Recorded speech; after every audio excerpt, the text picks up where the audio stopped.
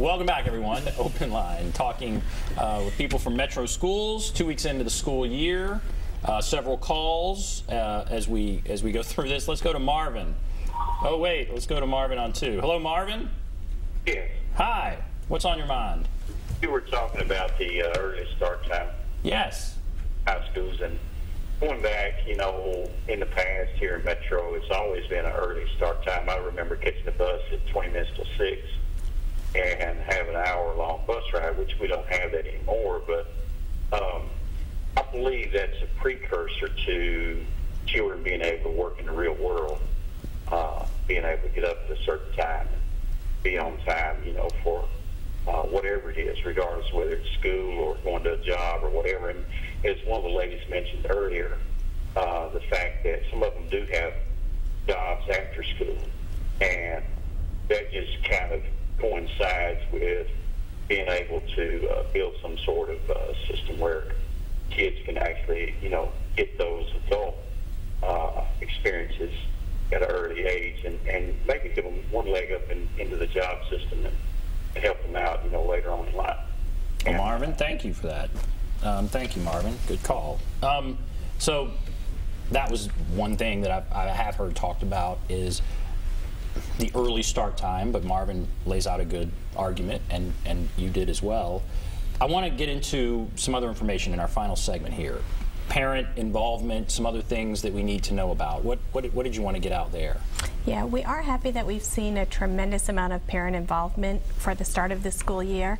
There are a few tools that we'd like to get out there for the parents in case they're not aware. The first being Grade Speed. So Grade Speed is a tool that lets you log in to see how your children are doing on their assignments. You'll see all of the classes that they attend and the grades that they receive in each assignment. And if you don't have an account at this time, you can go to MNPS.org, gradespeed.mnps.org, and you can create an account there for your child. The second tip we have is our homework hotline. We've talked about that before, but they're always available if there's a particular class that you're just not certain about. The kids can, or the parents can call 298-6636, and there'll be people there to help with homework. Homework hotline, that's very good. Parents need that.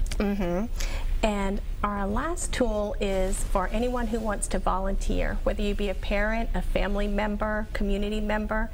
We have a site that's nashville.schoolvolunteers.org where you can see the need for volunteers, select and track your volunteer time at any particular school. There is such, at some schools there's a lot of parental involvement, at some schools there's just not.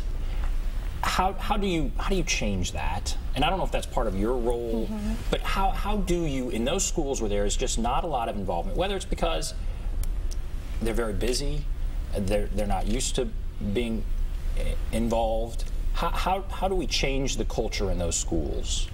Well, I think one of the ways is by what Sue was talking about, and giving them the tools and giving them the information that they can get involved. You know, there are some families that, they have to work and they're not able to. But if we want to get this information out for those who may want to volunteer or who may want to become part of their school.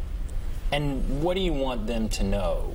That they don't have to give many hours a week, right? Correct. What is it, if there's a parent who's thinking about it and they haven't felt comfortable, or I don't know, whatever it may be, whatever's holding them back, what is it you want them to know? Well, I think any amount of time. I mean, even if it's just going in for an hour and trying to help, I think any amount of time to become part of your school, to become affiliated with the people that are in your school, and just to see, I think that there doesn't have to be an extended amount of time to do it. You just have to make, or if you can, be available to go and have that kind of experience. And that's what hopefully the volunteering will help. And what is it that you think is most needed? And I guess you could all do that, answer this, but what is it, again, if the goal is in those schools where there hasn't been traditionally a lot of parental involvement and there's something holding the parents back, it's not that they need to go in there for 10 hours a week, right? It's just go in those doors and get to know the teachers and get comfortable in the environment and have the kids see you there. Is that right? Or what's the message? Ask your teacher. Your teacher knows what they need. And one of the great things that a lot of our parents do, I've done it myself, is go into the school for 30 minutes and read a book. The kids will sit down, they'll listen, they love it. And if you ask your teacher, she'll let you know the specific need of your classroom. And sometimes the amount of time spent is very small, but the impact is very great. And so a parent might think, it's not my place to call the teacher up and say, I want to read a book. Just write a note. Write a note in their folder. But you're saying that's not a burden on the teacher, in other words, right? Right. I think there is that, sometimes there's that intimidation or whatever the appropriate word is. Parents don't know that that is an okay thing to do. Or to come have lunch with their younger child. In high school, maybe not, but their younger child. Right? I mean, just walking in the doors of the school can make a difference.